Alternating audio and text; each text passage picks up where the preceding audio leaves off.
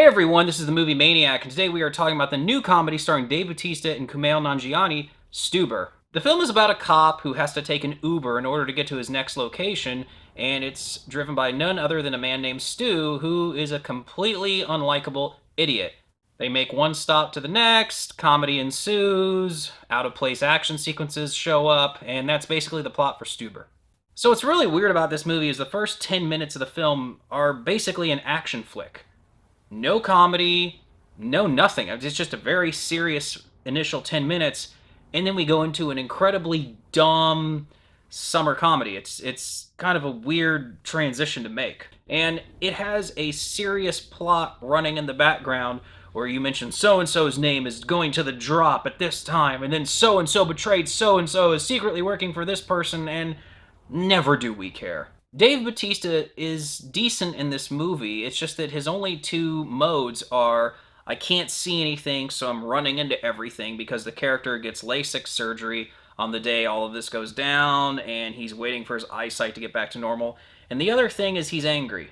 And that's about it. It's just one sight gag after the next, and how funny is it that Dave Bautista is angry? And that's the only two modes you get for an hour and a half. Complicating matters for the viewer is that Stu is such an unlikable character. I can't root for him. He has no spine or backbone, and he seems to have some really weird views of other people. And guys, this is something I normally stay away from, and I've talked about this before. If there's any kind of politics or whatever circling around a movie, I just avoid it, and the only way I can talk about it is if it interacts with your experience. And I gotta tell you, there are some weird jokes about race in this movie, and I watched this in a pretty packed theater with a pretty diverse audience, and everyone was just dead silent during those moments.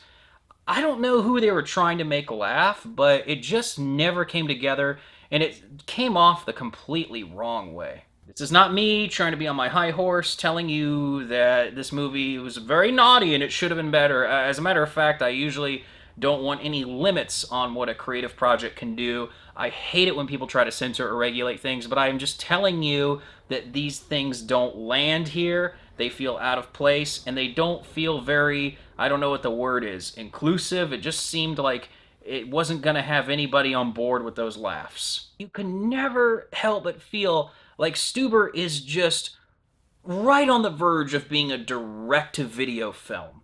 That somehow this just happened to skate by and get into theaters. That maybe the cast and crew were making this thinking, hey, this will probably end up on Netflix and Redbox. It won't go theatrical, but we'll maybe make our money back. We don't have a big budget. And it was like somebody at the last minute said, you know what? Let's just throw this thing in cinemas and see if we can make our money back. And I just couldn't help but feel that that's what I was watching.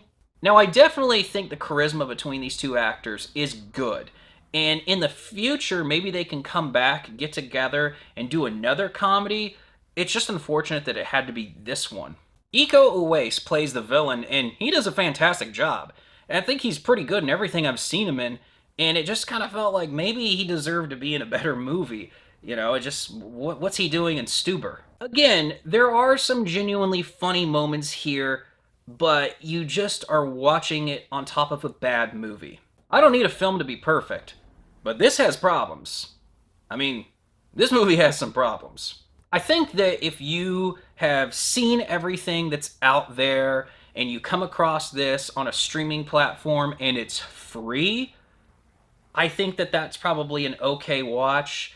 I'm going to give this movie a 5.5 out of 10. It's somewhat enjoyable trash. You will laugh at different points in the film, but it's really hard to recommend this one. I think I can do it under certain circumstances. Again, I would watch it for free. I think you'll have an entertaining time under those conditions, but I'd feel bad if you put down a lot of money to go see this. Now, guys, as you know, I don't look up reviews prior to doing my own, just so I can kind of have my own insulated view without being influenced by what other people said.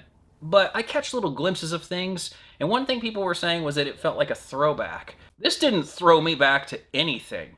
I mean, if you're trying to say that it's a buddy cop film, and there were plenty of those in the 80s and the 90s, okay, but Stuber doesn't feel like those pictures. As a matter of fact, they were far better. This movie, I almost gave it a 6 out of 10. I think it was on the verge of being mediocre, but at the end of the day, it's just riddled with problems. There's a lot of things that prevent me from going further in that rating, so I'm going to just settle on 5.5 for now. Again, it's not terrible, but it's watchable if you can see it for free. Other than that, I just don't feel comfortable telling you to go pay money to rent it or to go see it in the theater. Did you like Stuber more than I did, or do you think I was actually too kind to this movie? Leave your comment below, and as always, make sure to hit like and subscribe so you can stay inside the mind of a movie maniac.